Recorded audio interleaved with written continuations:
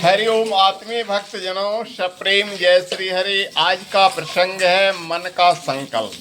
जी हाँ, ध्यान से एकाग्रता पूर्वक सुनिए और समझने की कोशिश कीजिए।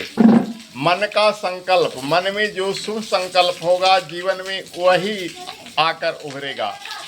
इसलिए तन में मनः शिव संकल्पस्तु यजुर्वेद के मंत्रों में कहा गया है, तन में मनः शिव संकल्पमस्तु।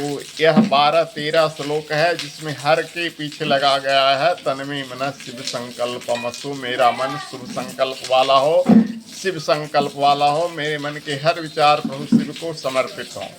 जिसका मन जितना ही शुद्ध और पवित्र होगा, जिसके मन जितने ही शुद्ध और पवित्र होंगे, उनके आचरण पवित्र होंगे, उनके व्यक्तित्व पवित्र होंगे। और गायत्री मंत्र में वो शक्ति है कि मन को पवित्र करता है। जब मन पवित्र होगा तो सब कुछ पवित्र होगा। इसलिए गायत्री मंत्र जपने वालों की मन सदा पवित्र होता है, क्योंकि गायत्री मंत्र की अंतिम पंक्तियां धियो यो नः प्रचोदयात् यह बतलाती है कि हे गायत्री माता, मुझे सन्मार्ग की ओर प्रेरित करो।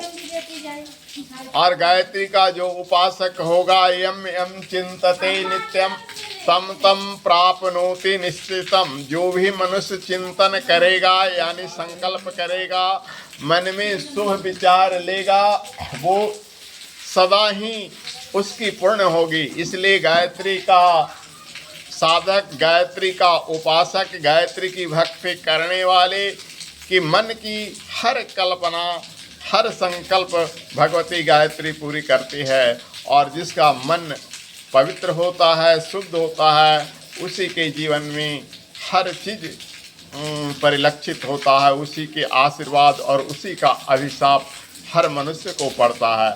वह जिसे आशीर्वाद देगा वह आशीर्वाद फलित होगा, वह जिसे अभिशाप देगा वह अभिशाप फलित होगा। लेकिन हर किसी का नहीं। उसके लिए मन की एकाग्रता, मन की पवित्रता, मन की दृढ़ संकल्प शक्ति चाहिए।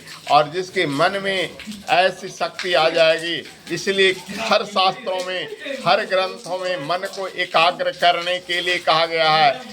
गीता जैसे पवित्र ग्रंथ में इसी बात की चर्चा अर्जुन ने भगवान से किया है कि हे प्रभु, यह मन बड़ा चंचल है, चंचलम ही मनः कृष्णम परमार्थि बलभद्रम। भगवान श्री कृष्ण जवाब में देते हैं कि हे पार्थ, इसको अभ्यासे न वैरागे न, अभ्यास से और वैराग से साधा जा सकता है। मन की घोड़ों को इधर उधर दौड़ने के लिए छोड़ दोगे तो तुम्हारे जीवन में हर कुछ टूट फूट जाएगा। जैसे घोड़े या जानवर जब इधर उधर खेतों में चर जाते हैं तो उसे उस खेत के क्षेत्र के स्वामी की मार पड़ता है, वैसे ही मन के दौड़ने पर प्राकृतिक मार एवं अंतरह की मारे पड़ती है। लेकिन जिसका मन एकाग्र होता है वह संसार का सबसे बलवान होता है और संसार में उसके लिए कुछ भी असंभव नहीं है। कुमार संभव में लिखा गया है, तपो ही दुरति क्रमः, तप से असंभव को संभव किया जा सकता है। तो यह तप क्या है? सबसे बड़ा तप है मन को एकाग्र करना। सबसे बड़ा तप है मन की संकल्प, मन को शुभ संकल्प लेना, मन को एकाग्रता पैदा करना, मन की पवित्रता होना। तो भक्तजनों, आप इसे ध्यान दें। और मेडिटेशन जो ध्यान योग है हमारे हिंदू संस्कृति में, हमारे पूजा पाठ में, हर पूजा पाठ में सबसे पहले भगवती का या भगवान का ध्यान बताया जाता है। यह ध्यान क्या है? मेडिटेशन जिसको अंग्रेजी में कहते हैं, हिंदी में ध्यान कहते हैं, वह ध्यान सिर्फ मन की एकाग्रता है।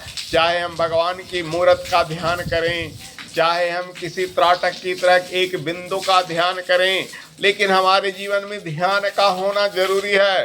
ध्यान जब तक नहीं होगा हमारा मन एकाग्र नहीं होगा, और मन जब तक हमारा इधर उधर भागेगा तो हम बलवान नहीं होंगे। और अगर हम बलवान नहीं होंगे, अगर हम निर्बल होंगे तो सारे थपड़े हम पर ही पड़ेंगे।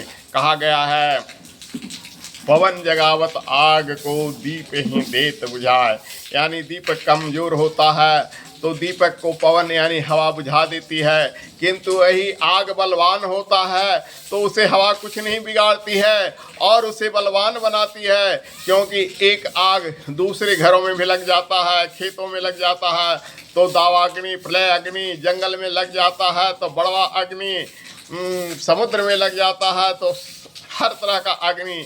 तो ऐसा ही होता है, अगर हम मन को बलवान बना लेंगे तो संसार के हर असंभव कार्य को संभव कर दिखाएंगे।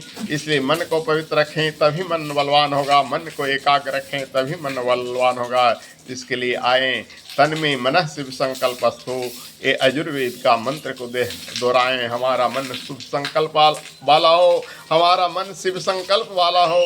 हरि ओम तत्सत।